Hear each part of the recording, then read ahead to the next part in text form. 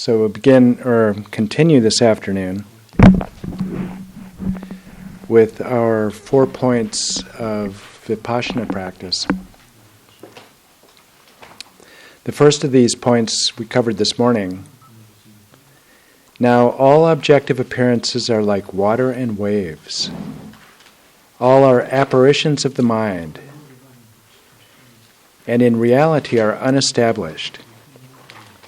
By realizing this, one recognizes all appearances as the mind. So that was the first point that we covered this morning. And then, by analyzing the essence of the mind in terms of going, staying, and arising, it turns out not to be established as anything. So like horses and elephants in a dream, it is unestablished in reality. By realizing this, one recognizes that the mind is empty. So the first thing that we are intended to realize while we are watching appearances arise to our spacious, still awareness is that these appearances are mind, that we are actually just watching the luminous display of mind itself. And this becomes very, very important and apparent when we get to resting in pristine awareness, or our facsimile of it, and we rest in what is called non-meditation. All we are doing is resting in the view that these appearances are creative displays of the luminous nature of mind itself. So we are just, again, bringing that fruition into the path and using that as the path. So we're just turning really non-meditation into a Shamata practice. So first of all, we recognize that appearances are mind. And then we recognize mind is empty. This is the importance of that, as Gyatro Rinpoche commented in Spacious Path to Freedom. Once you recognize that all appearances are of the mind, there is a tendency to reify the mind. To counteract that, you must further investigate the nature of the mind. And by so doing, you will find that this mind that seems so real is in fact empty. It is empty of any essence. It is empty of any intrinsic nature.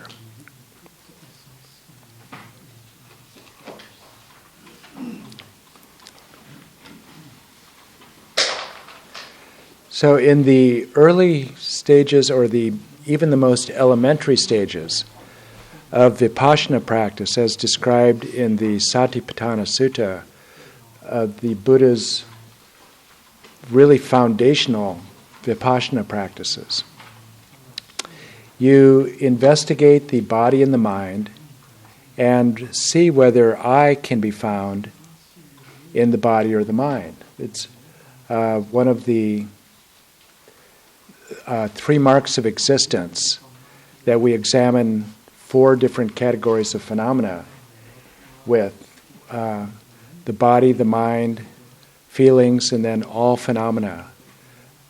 Are the 4 applications of mindfulness. So we apply mindfulness to these 4 categories, which turns out to be everything in 4 categories. And then we just ask 3 questions of them as we're examining them. And so one of these questions is, can I be found in these phenomena as I am examining them? And so that is, we examine the body and the mind to discover whether there is an I, this sense of I, can actually be found in that basis of designation. And we come up empty. But where the Pali Canon approach, or the Theravadan approach doesn't go is to ask, what about the mind? These aggregates, those must be truly there. It doesn't ask, it's only examining whether I can be found in the aggregates. But what about the aggregates themselves? What about mind? Is that truly there? So this is a fundamental question for Madhyamaka. And Dujam Lingpa, in the very beginning of Essence of Clear Meaning, states that the mind is primary. So one of the first things that you do is to identify the creator of all phenomena as the mind. And the way that Lama Allen just simply describes that is that the mind is primary.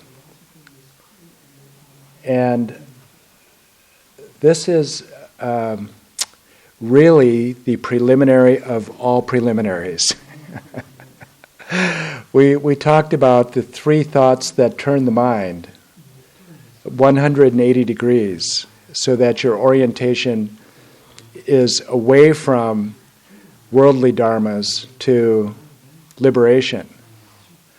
But perhaps the most important preliminary before any of those preliminaries is to simply come to grips with this statement, the mind is primary. And frankly, I think that all of us in this room, if we haven't done that yet, if we still have some doubt about that, whether the mind is primary, this wouldn't be a bad way to spend the rest of our lives. Actually, just coming to grips with this. If we think that consciousness ends at death, and that the mind or that the body is primary or matter is primary, and that mind is an illusion, doesn't actually exist. It is what is called an epiphenomena, a product, in a sense, of the physical processes of the brain. If we believe that, our approach to living and certainly our approach to Dharma is going to be much different. So we'll end up with something maybe like Buddhism naturalized, which is a real movement in academic study of Buddhism. Basically, it tries to strip away the primacy of the mind and then to make Buddhism compatible with a materialist philosophy. And so there are still important elements of Buddhism, this would say, like ethics. Emptiness makes sense in a scientific framework, all of that. But really understanding the mind as primary, this is radical. And if we don't believe that, then there is no continuity of consciousness. There is basically, no Dharma. And so this, I think, especially because this is a worldview that floods the media, and this is the milieu that we are swimming in. This is like the ocean that the fish is swimming in, is this materialist philosophy that matter and the physical is primary. So this is very important to just come to grips with this. And if you, and not just to simply accept it, but to know it as truly as you know gravity. So it's, I think it was Lama Zopa who said that, do I need to believe in past and future lives in order to become enlightened? Well, so the question was asked of him, do I need to believe in past and future lives to become enlightened? And Lama Zopa said, no, you don't have to believe it, you have to know it. Something like that. My apologies to Lama Zopa. But if we don't know it with that kind of certainty, what kind of vipassana practice are we going to have? So this would be the, if you're still uncertain about this, if you're still wrestling with this idea, why not make that where you start and really focus your vipassana practice on this, what is just called the primacy of the mind, and come to some certainty about this. And just as Pabonka Rinpoche says in his Appendix F of the Lam Rim, that it is easy to know that death is certain. The death is certain. But it is much more difficult to know that the time of my death is uncertain, which means that it could happen before the bottom of this cup of tea. And then, but the point there is that he says, don't think that the realization of this is taking too long. Don't just pass by it, because the rest of your practice really depends on an uncontrived experiential realization of that very important topic. So it would be quite I think, very useful and beneficial to just keep examining and meditating and investigating, researching, until you come to some certainty, as certain as it's possible, about this topic, that the mind is primary. And then once you do, once you discover that the mind is primary, then you might assume that that means that the mind is truly inherently there. And so the very first point that Dujam Lengpa makes is that we identify the creator of all phenomena as the mind. And then the very next point that he makes is that we establish the mind as baseless and rootless. So all phenomena depend on the mind and emerge from the mind, are produced by the mind. But the mind itself is baseless and rootless. And here, rootless means it has no origin. And baseless means that there is no inherent base that is upon which mind is designated. No inherent base of designation for the term mind. And then in his discussion of that, establishing the mind as baseless and rootless, he writes, the shape and color of the all-creating sovereign, as well as its origin, location, and destination, are objectless emptiness. This is the spontaneous actualization of the essential nature of the path of cutting through. So these questions of origin, location, and destination, shape and color, are really fundamental to all of Dzogchen and Mahamudra Vipassana practice. So you basically are asking the same questions over and over and over again. Origin, location, destination, meaning where does it come from? Where is it? Where does it go? And then does it have a shape? Does it have a color? And you continue to ask these questions of more and more subtle phenomena until you're just left with this objectless openness. And so this is the spontaneous actualization of the essential nature of cutting through, the path of cutting through. So these seem like such simple questions, very prosaic, not profound. Why do Tibetans keep asking these simple questions? Where does it come from? Where is it? Where does it go? Does mind have a shape and a color? Who are they kidding? Any fifth grader could tell you the answer. So all we do then in our examination, we look at the question and we just go, well, of course, I know the answer. Why do they ask such simple questions over and over and over again, these Tibetans? I think maybe it's because they don't have a Western education. They don't have the sophistication of analysis that we have in our Western philosophy, our science. We can have that kind of patronizing attitude about it. But it's very, very sophisticated, these questions actually.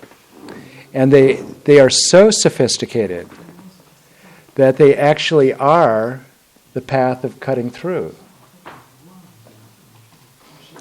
So, and we'll talk a little bit more about those questions.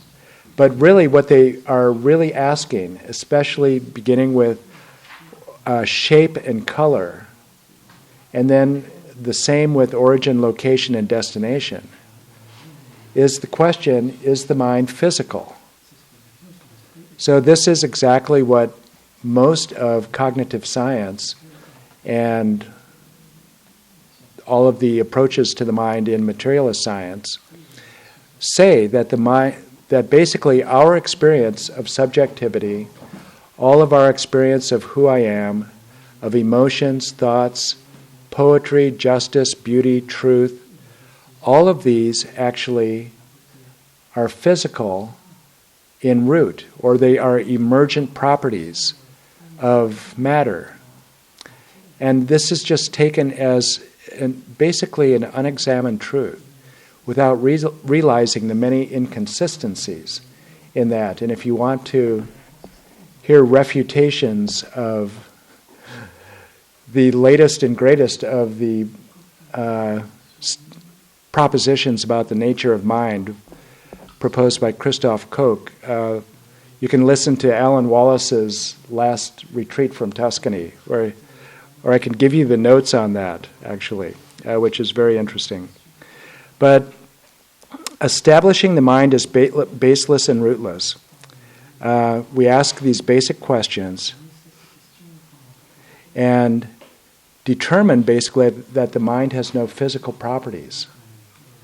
And then he continues, by examining in that way whether the mind, that is the all-creating sovereign of the body, speech, and mind, or of all phenomena, is really existent or really non-existent, the mind is found to have no basis or root, so it is not established as having any shape or color. So it has no physical properties whatsoever when we examine it. The 5 elements and 5 sensory objects appear like objects of the mind, and your own body appears as its base. But if all these are investigated from an ultimate perspective, they are found to be like space, not truly established as either one thing or many. Ascertaining the origin, location, and destination of the mind as objectless openness is the spontaneous actualization of the nature of the path of cutting through. This is not something freshly achieved, but is simply the knowledge of the mode of being of the nature of existence. So we don't, in this discovery approach, we don't actually bring into existence something that is not there. So we don't bring into existence a Buddha nature that we don't have yet, that is waiting to be developed. And we have the capacity to do that because of the emptiness of our minds and the emptiness of Buddha nature. But the Buddha nature that in this system of the old translation school of Dzogchen and Mahamudra is already there waiting to be discovered, but it is obscured. And so we don't achieve it freshly, meaning that we don't create it. But it is simply the knowledge of the mode of being of the nature of existence. So what we are doing is removing the obscurations that are preventing us from knowing the nature of existence right now. And that nature of existence we experience as Buddha nature. And this will become much more clear when we get into describing the attributes of pristine awareness.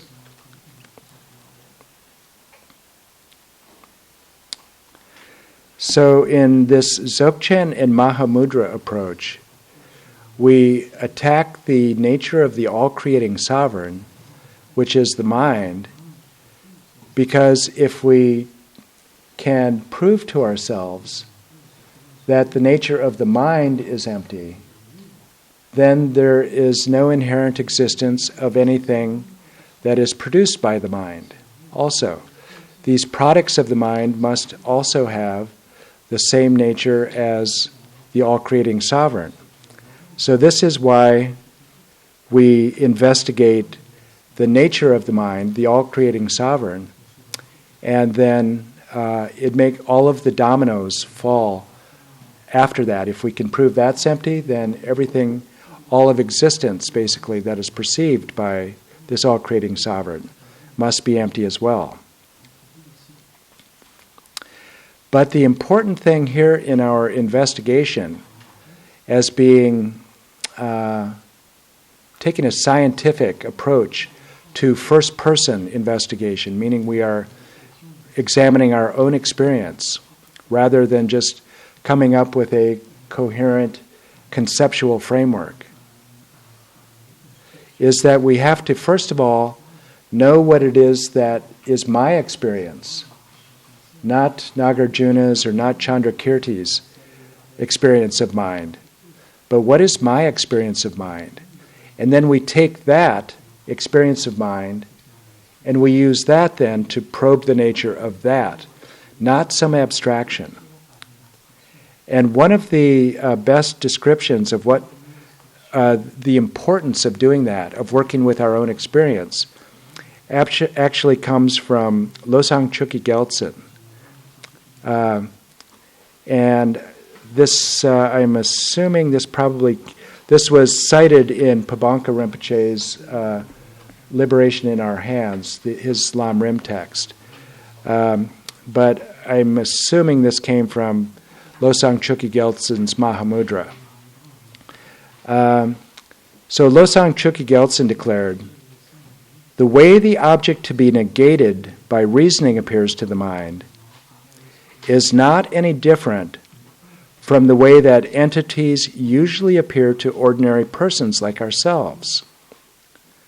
This is because every mental state of an ordinary person is tainted by ignorance, and therefore every object that appears to the mind of such a person possesses the quality of appearing truly existent. If we don't properly discern the way objects give the appearance of being truly existent, we will end up identifying the object to be refuted as some abstract notion of self-existence that is not part of our actual experience. Having failed to recognize the object to be negated as it naturally appears in the mind, we will invent some new way of perceiving the self as the object to be negated and apply logical analysis to this, which only results in a philosophical view that was created from artificial speculation." So this really would be, what he's describing is the danger and the problem of arriving at meditation by way of the view that we began our retreat with. So Losang Chukyi Gyaltsen said in his Mahamudra text, there are two ways to approach emptiness.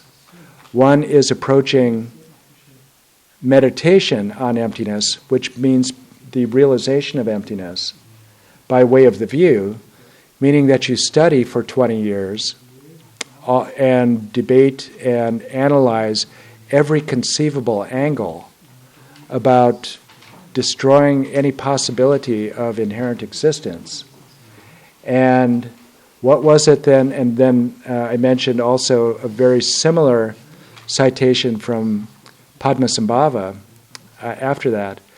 And Padmasambhava said, if you take that approach, basically you make what Losang Chukyi Gyaltsen was describing, is you turn your own experience of mind into an abstraction and debate that it makes it very difficult to actually identify pristine awareness. That's what Padmasambhava said. And on the other hand, if you take the route of arriving at the view by way of meditation, meaning that you wear out cushions, you get some basic instruction, you have a basic framework, but then you just probe in your own experience with meditation, and you arrive then at a view of reality that is your own realization. Padmasambhava said this makes it impossible not to identify pristine awareness. So this is really very good advice, I think, from Losang Chukyi Gyaltsen, that we want to work with what does it mean to me, my mind, what is my experience of my mind, and so that we don't turn it into an abstraction and then just debate something that was created out of artificial speculation, but that has no impact on the way that I perceive reality. And then here is the really important conclusion to what Losang Chukyi Gyaltsen said. He continues, if you correctly identify this object, you can refute it easily. So this is the important thing about all of this direct approach of observation and analysis, understanding the nature. You have to first of all identify the object clearly and not have a fuzzy, abstract notion of what it is that you're talking about. If you identify it clearly, then you can refute it easily by just observing the object closely and posing a few questions. And he concludes then this citation, the image of the object to be negated, which can also be described as the quality of appearing to be truly existent.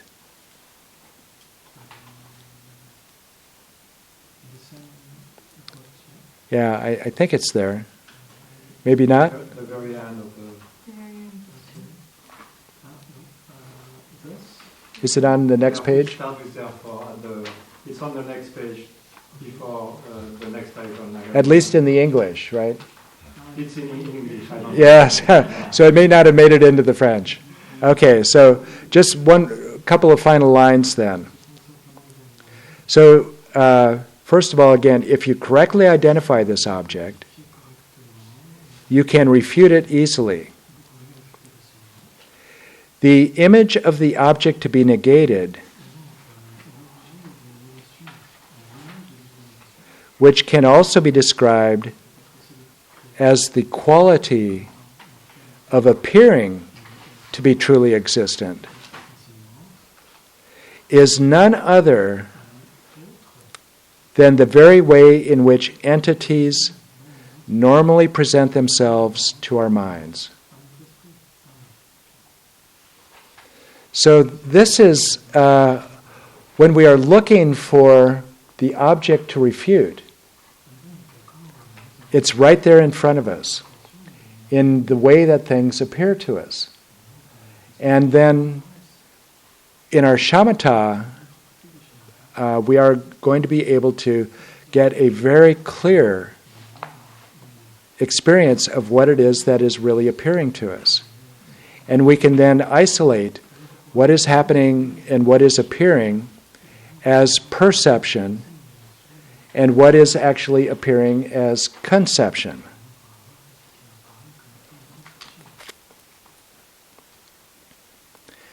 So when you ask yourself, what do I mean by my mind? And then you just have to ask, does it exist in the way, and we will examine to see whether it exists in the way that it appears to exist.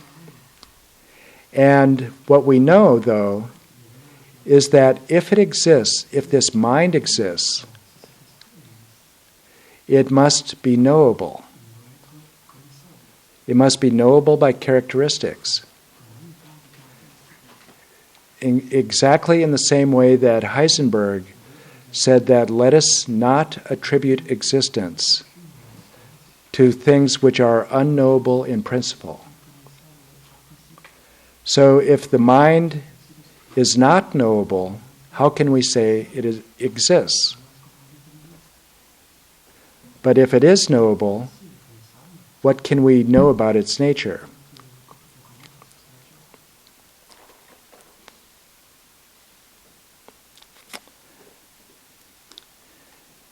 Nagarjuna states in a commentary on the Spirit of Awakening,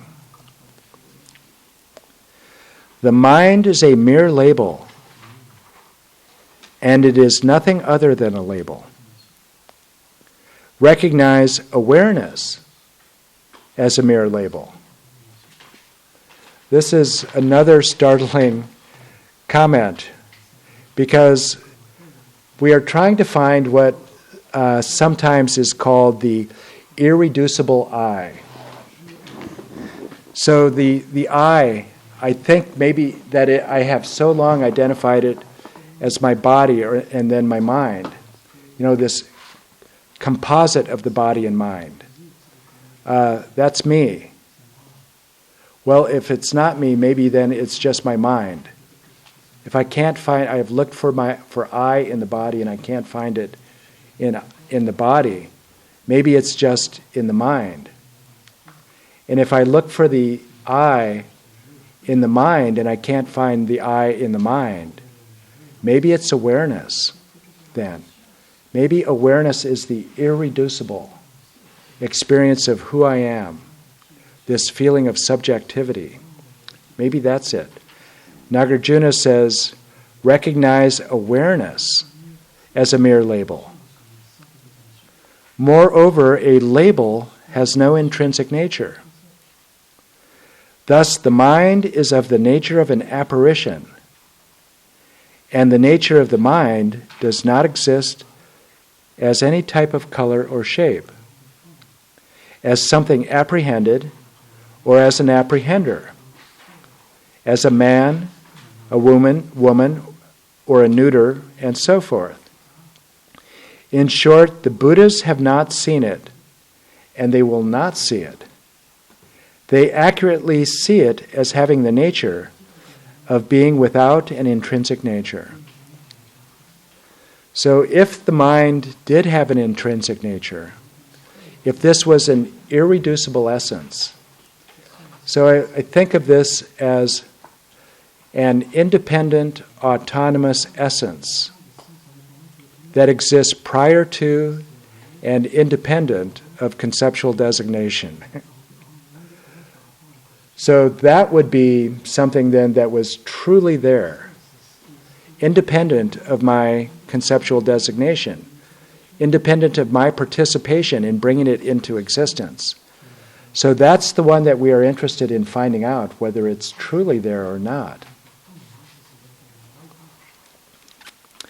And then from Shantideva also, in his text, Compendium of Practices. So this is a text of Shantideva that is not so well known as Guide to the Bodhisattva's Way of Life.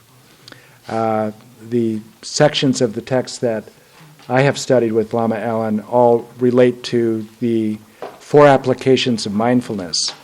So you have a Mahayana component of the Theravadan practice of the 4 applications of mindfulness, and it's very interesting to put the two together. So Shantideva then, in Compendium of Practices, cites the Ratnachada Sutra.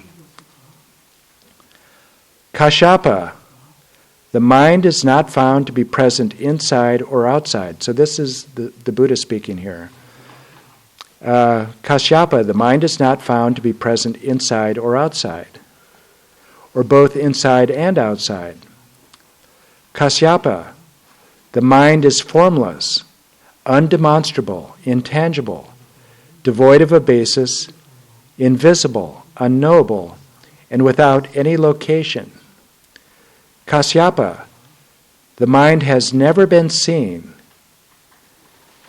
is not seen, and will never be seen by any of the Buddhas.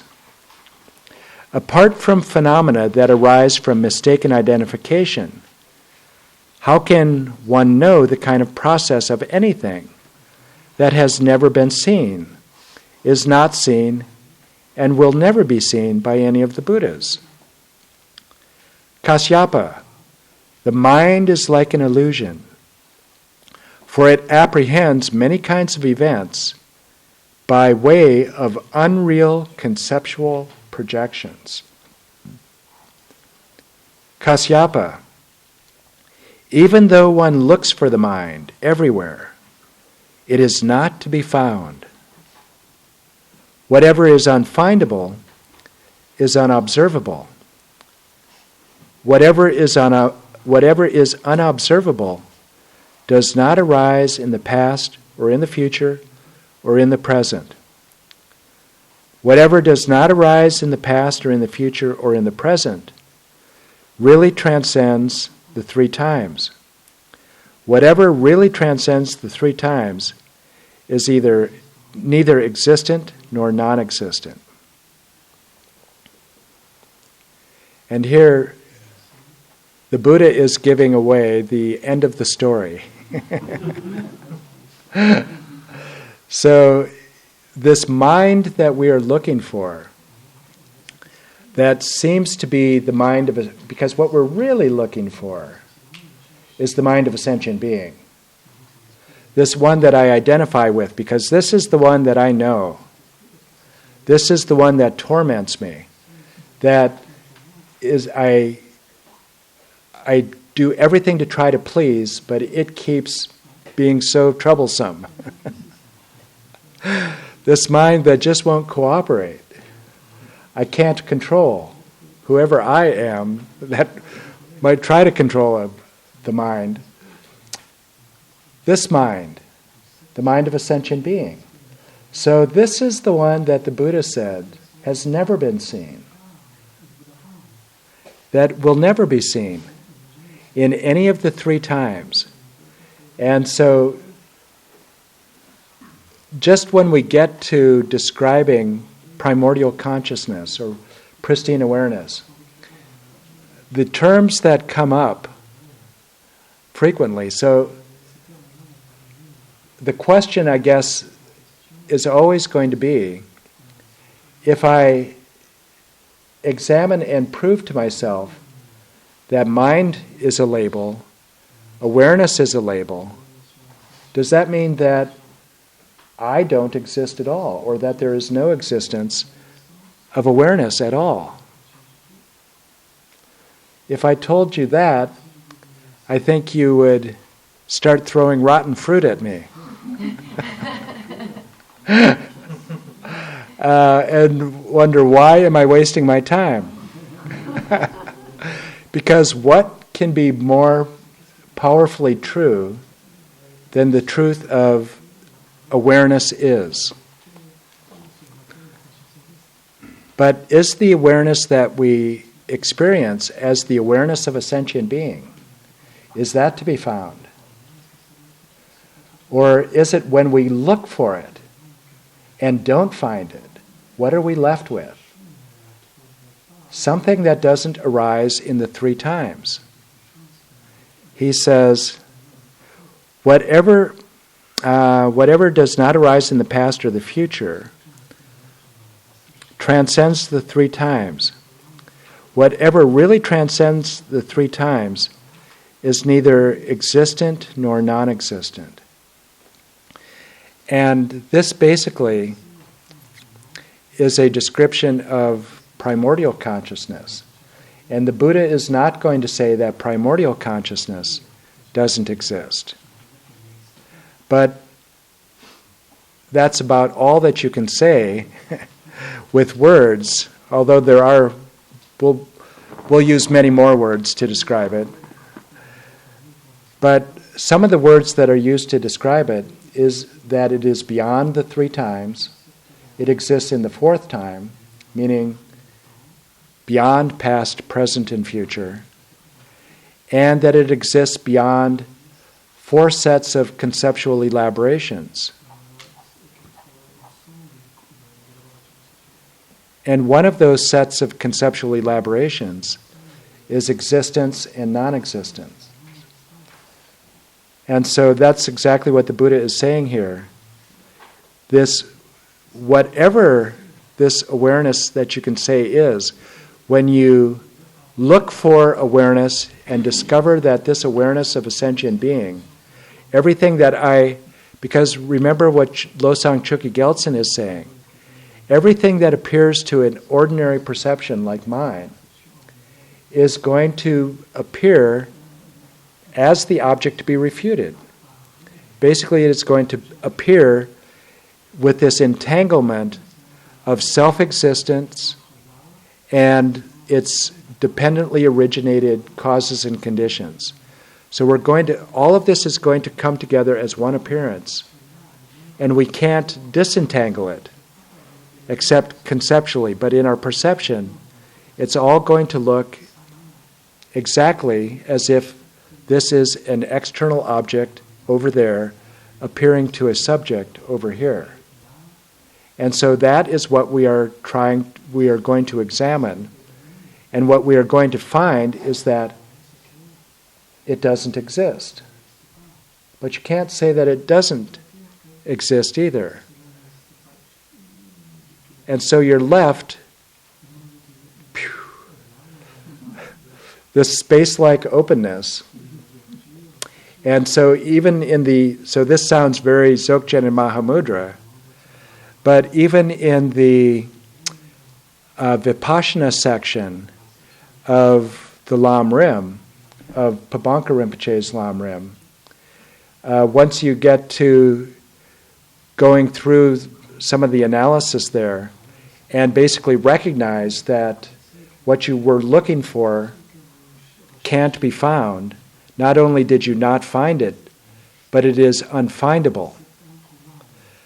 That you just rest in this space-like awareness. And that's exactly how Pabanka Rinpoche describes it. And he said this is called the space-like realization. So that sounds very much like Dzogchen.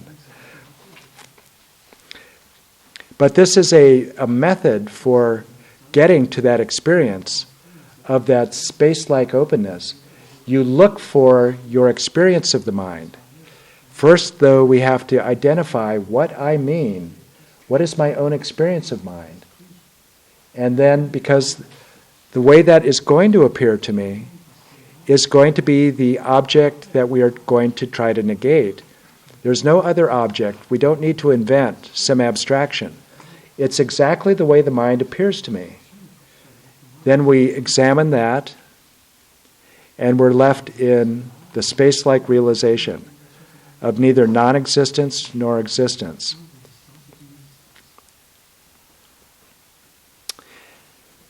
Yangtang Rinpoche comments on this. This, I believe, is from his last major oral teaching before he died, at which Lama Allen translated and then took notes from the audio.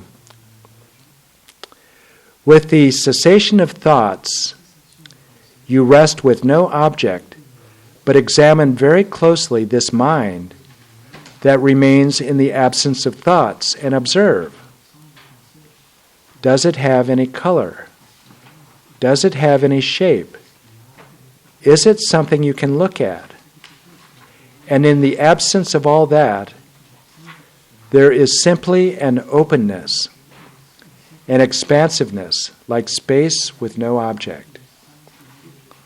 So where we are going is exactly this openness and expansiveness, like space with no object.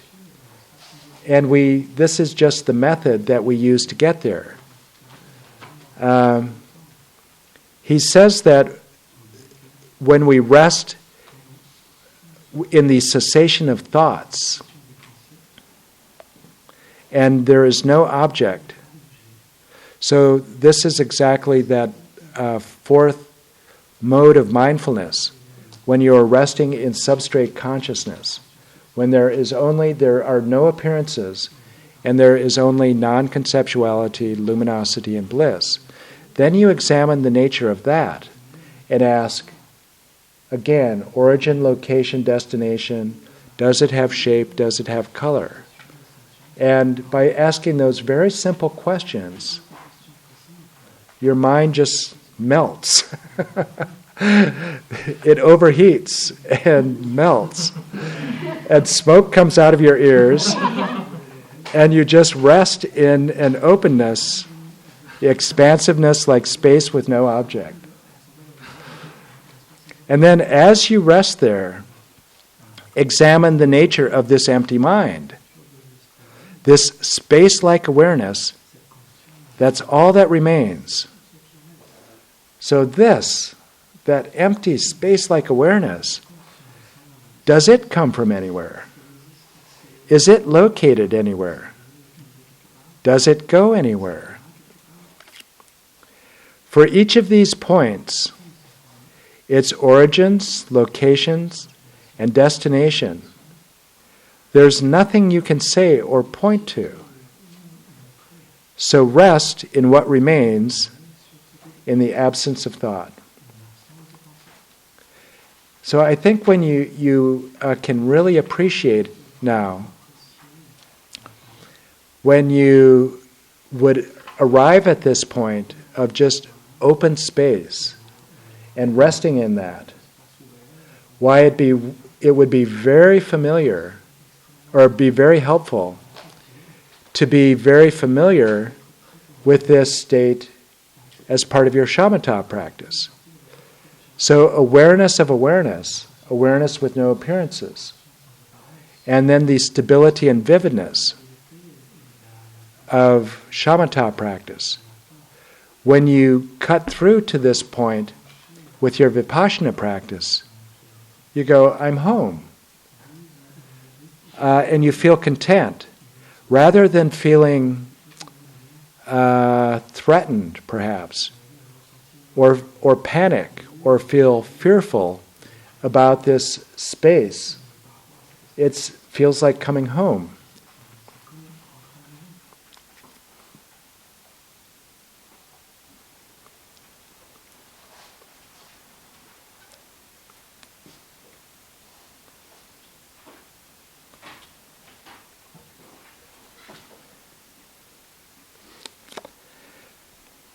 So that really is the classic approach to cutting through. First of all, you find and you isolate the essential nature of the mind, and then you just inquire about that essential nature of the mind.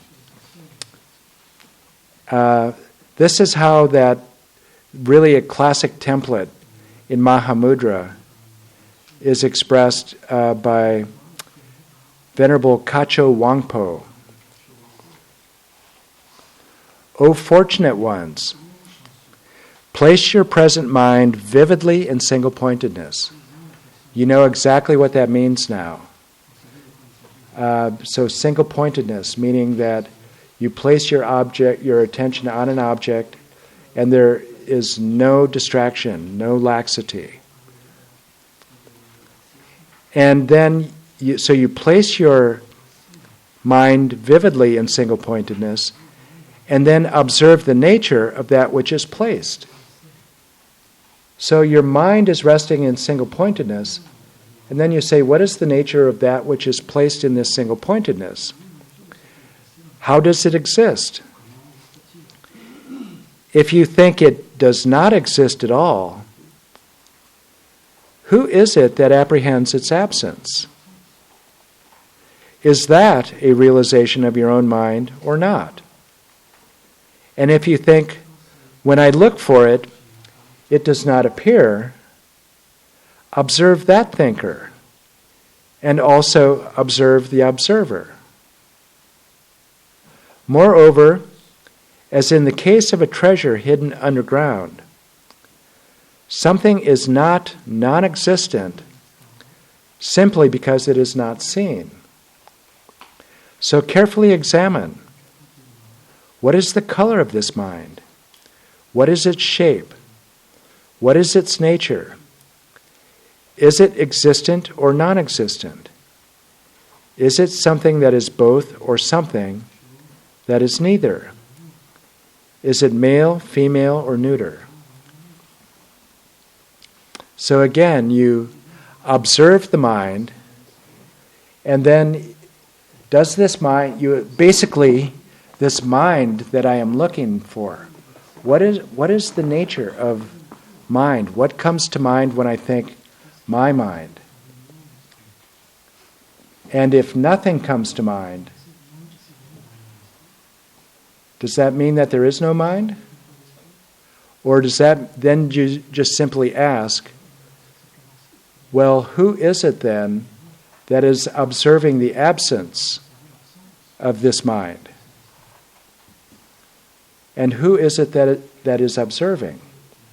And so this just becomes more and more subtle layers of analysis, rolling back. Where is this irreducible I, if there is one?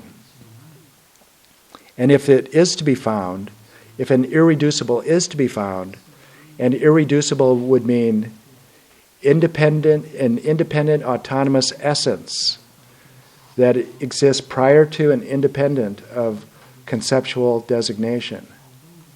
If that can be found, we should be able to see it, or it should be knowable.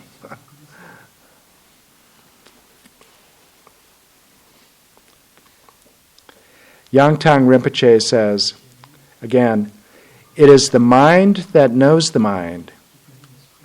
And in terms of the view that emerges from such practice, its essential nature is seeing all phenomena as being of one taste. The ground or perspective from which one sees that one taste of all phenomena is the realization of emptiness.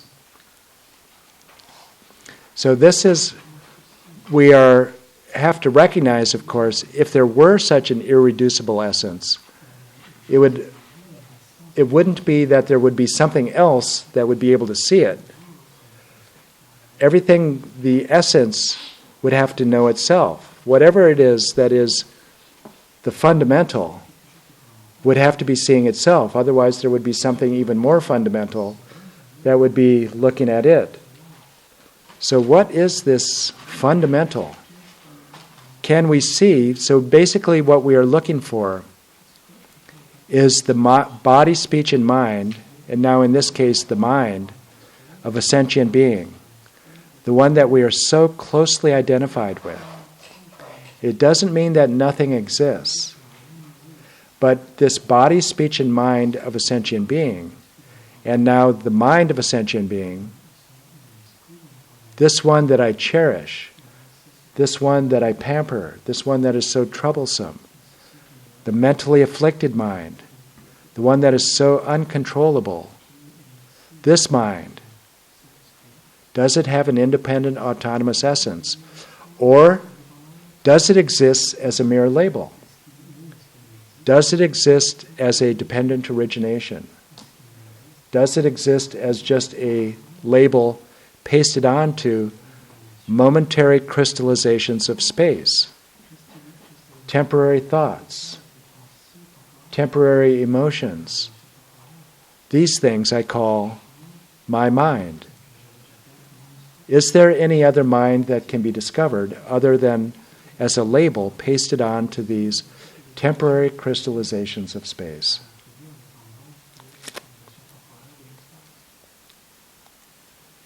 And just in case you're beginning to feel vertigo, a loss of balance, dizziness, And you have lost your orientation towards your own mind, and you don't even know what to look for now. Here is some pith instruction from Gyatro Rinpoche, again in his commentary in Spacious Path to Freedom. The nature of the mind itself is empty, but not like an empty cave, for it is the very nature of samsara and nirvana. The statement, "it is not found by seeking it," implies that the seeking mind and that which is sought are the same. Why complicate the issue? The arising of thoughts is like the arising of the waves in the ocean. They are of the same nature as the ocean, just as thoughts are of the same nature as the mind. The nature of the mind is empty and intangible, without substance, and with nothing to grasp onto. But why complicate the issue? So let's take a break and come back at 2:38. We will start the retreat. Start the meditation.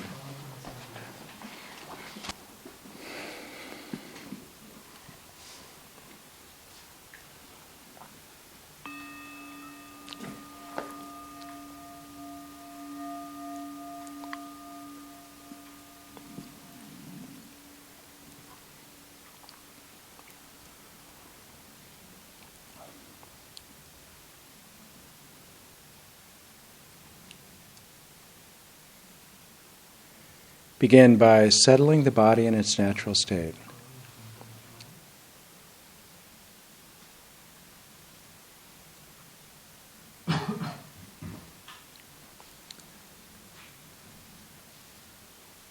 So just follow the techniques that you know for doing that.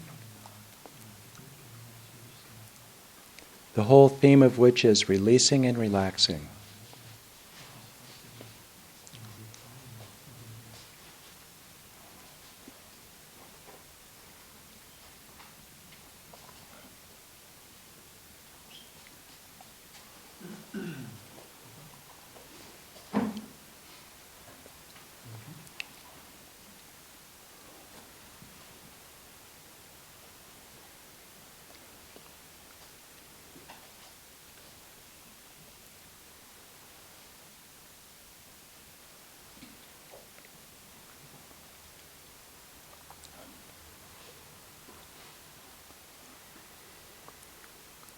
And settle the speech in its natural state.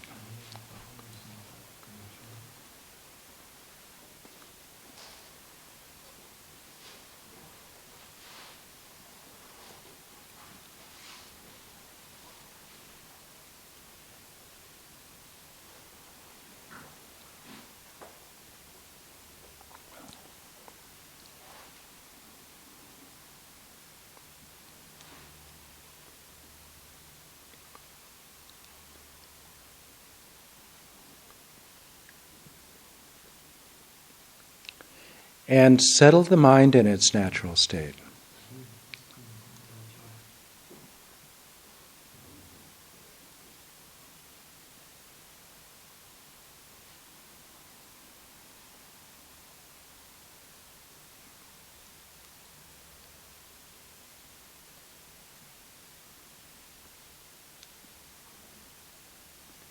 This is the upstream awareness that is non-conceptual, luminous,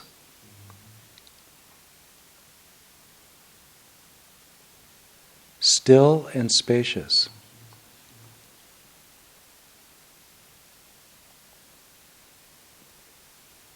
And simply rest in that natural state.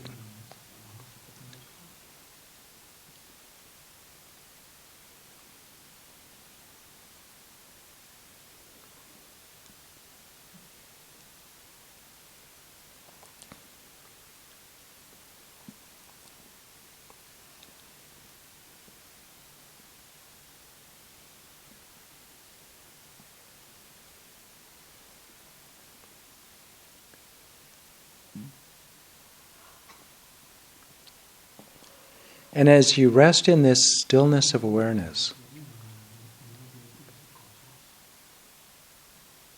appearances will arise.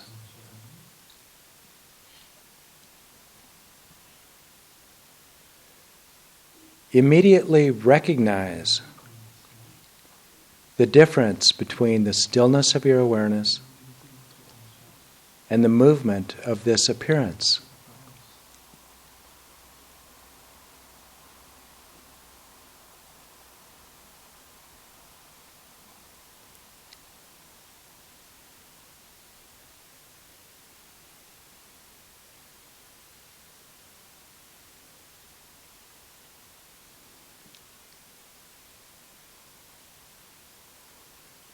And continue to rest in this still, spacious awareness.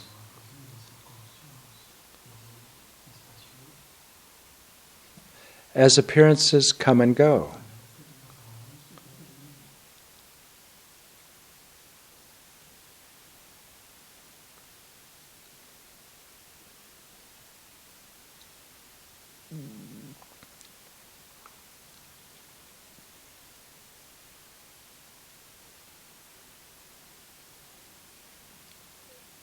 And as these appearances come and go, have a simultaneous experience of the stillness of your awareness and the movement of the appearance.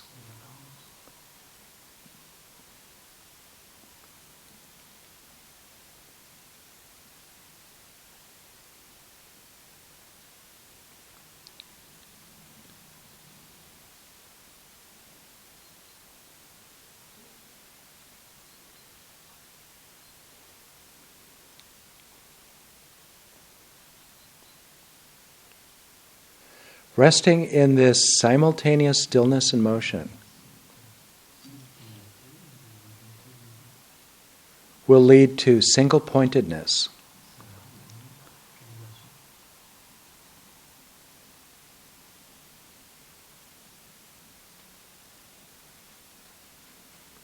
And this single-pointedness allows the mind to remain still and spacious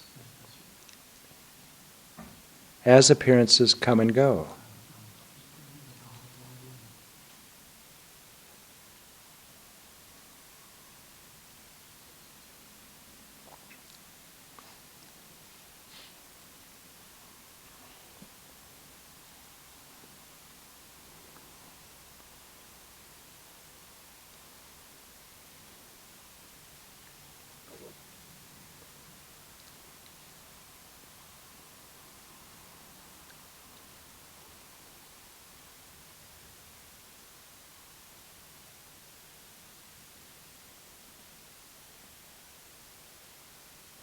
A key to maintaining the stillness of your awareness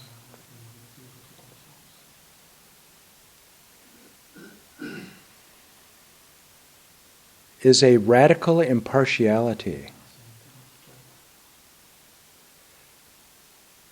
that welcomes all appearances. Like Tibetans say, let your awareness be a gracious host, welcoming unruly guests.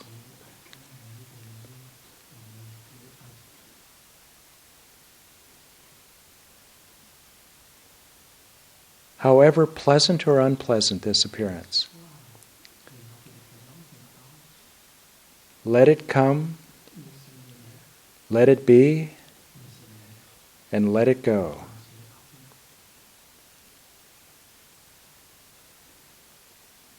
Without your still awareness being set in motion by grasping to it.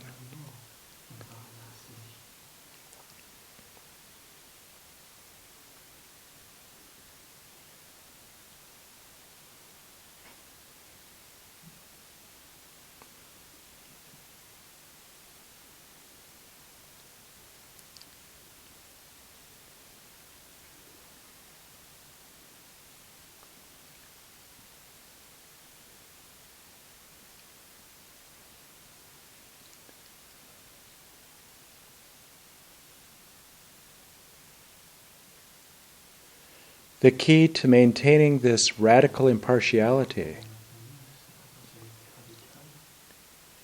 is recognizing the nature of these appearances.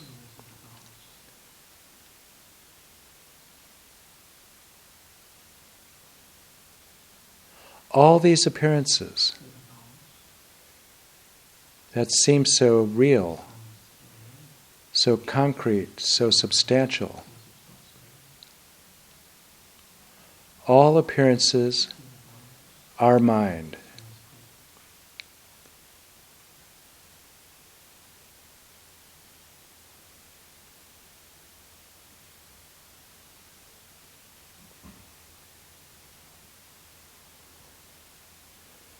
And as you rest in this balance of being a lucid dreamer in the waking state, this is exactly how appearances will appear to you, as insubstantial dream appearances.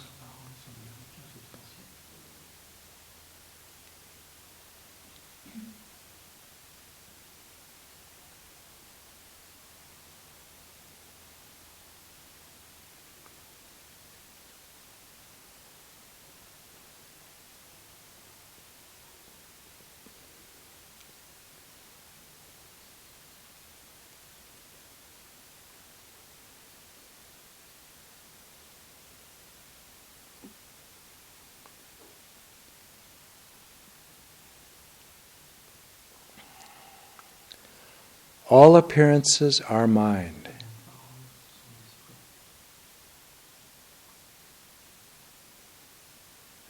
But what is mind?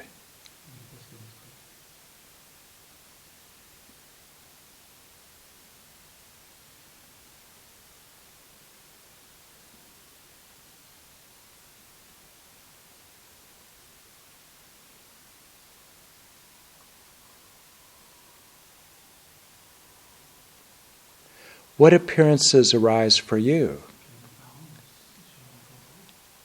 when you say, my mind?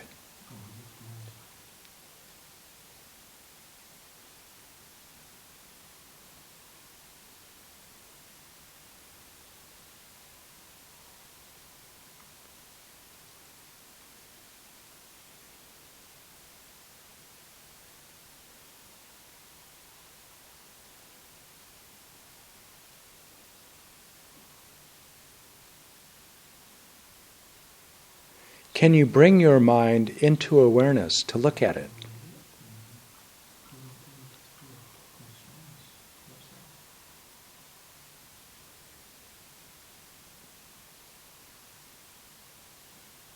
And is this the mind itself, or is this simply another appearance?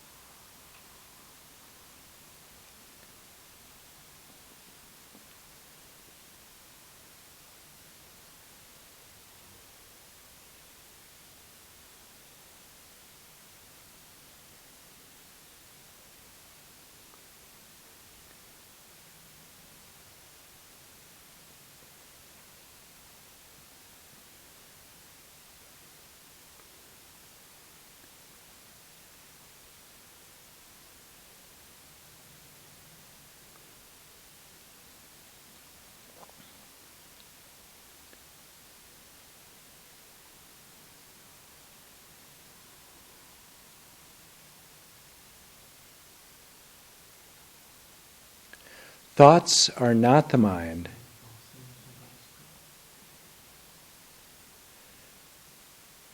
But if thoughts appear, the mind must be present.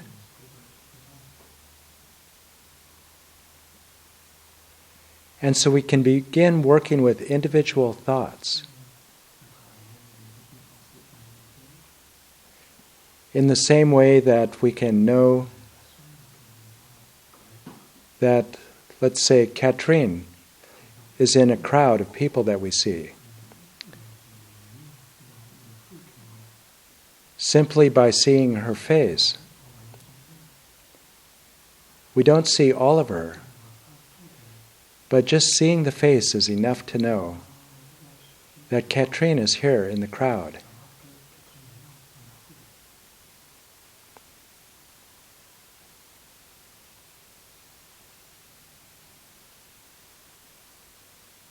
And so if you observe a thought, you know the mind is present.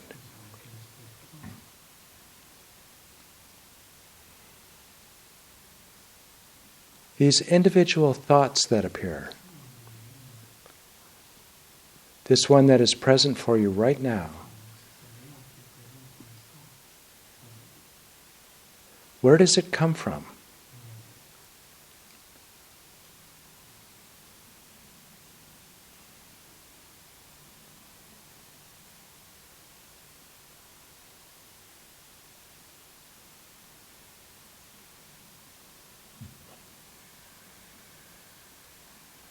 Was it nothing, nowhere?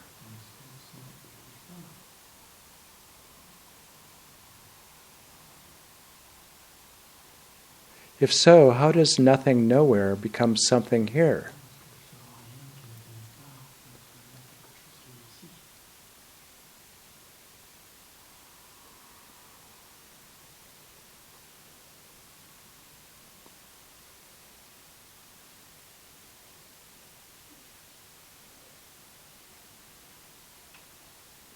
Or was it something different somewhere else?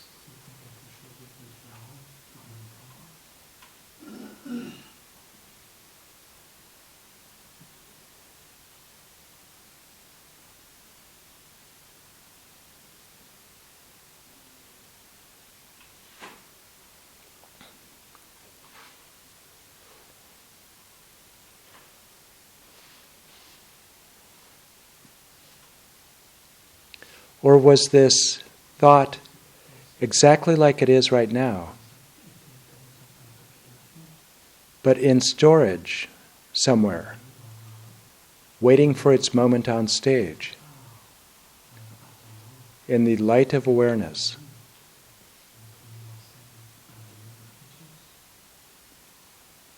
What is the origin of this thought?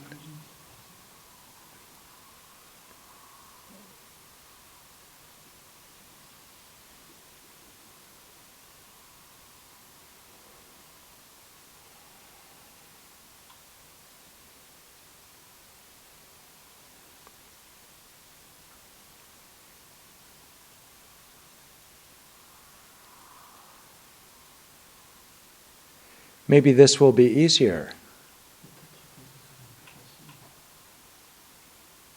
Now that this thought has appeared, where is it? Where is it located?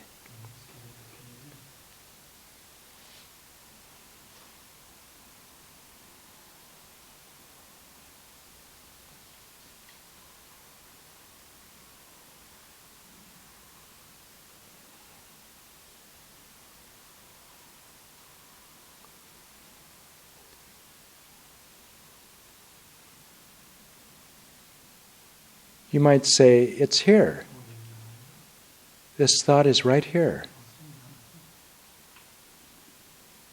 But what does that mean? Here relative to what? Or where?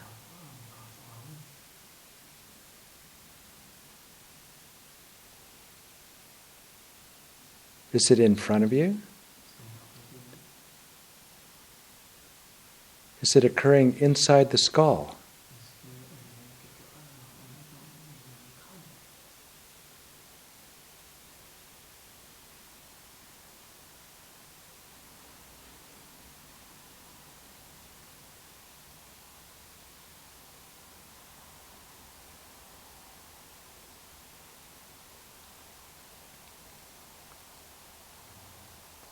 If it's here,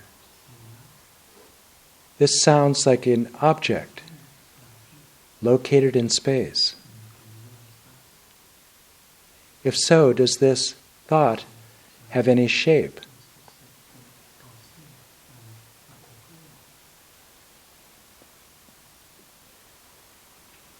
Does it have any color?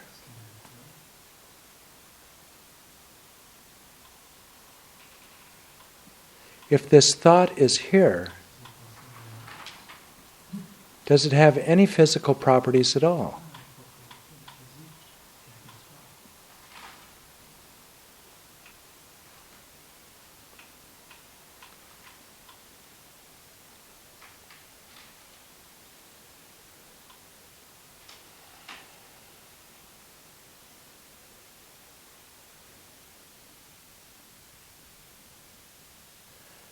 What comes to mind when you say these words, my mind? What do those words refer to?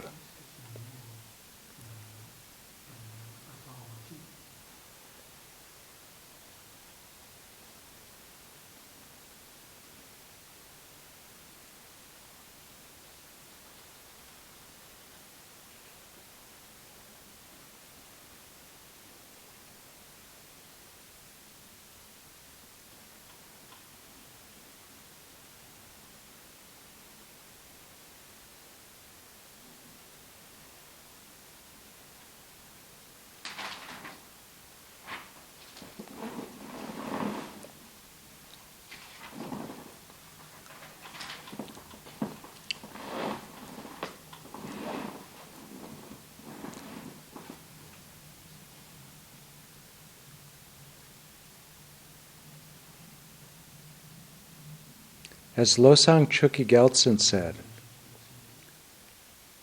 start with your experience of mind. This is what we are examining, not an abstraction.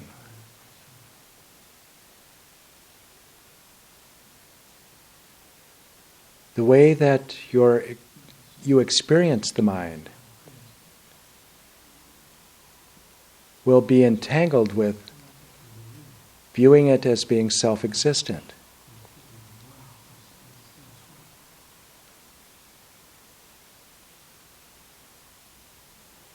So what comes to mind when you say, my mind?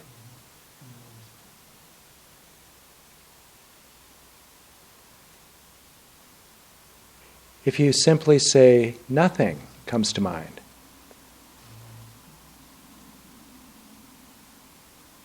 it doesn't exist. What is it that observed this absence of mind? Was that an appearance of mind?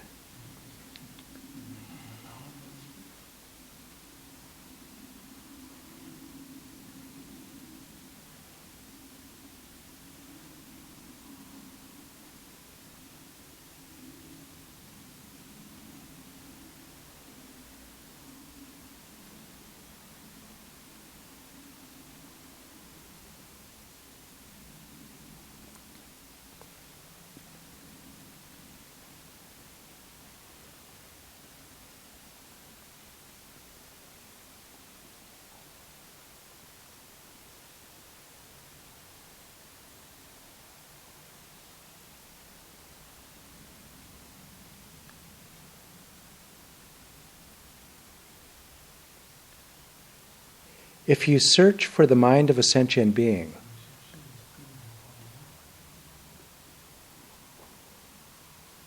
and you conclude that it is not findable as being either existent nor non-existent, and all conceptual knowing of a mind just vaporizes, dissolves into space, and all you are left with from your investigation is an open, spacious awareness, simply rest in that space-like realization.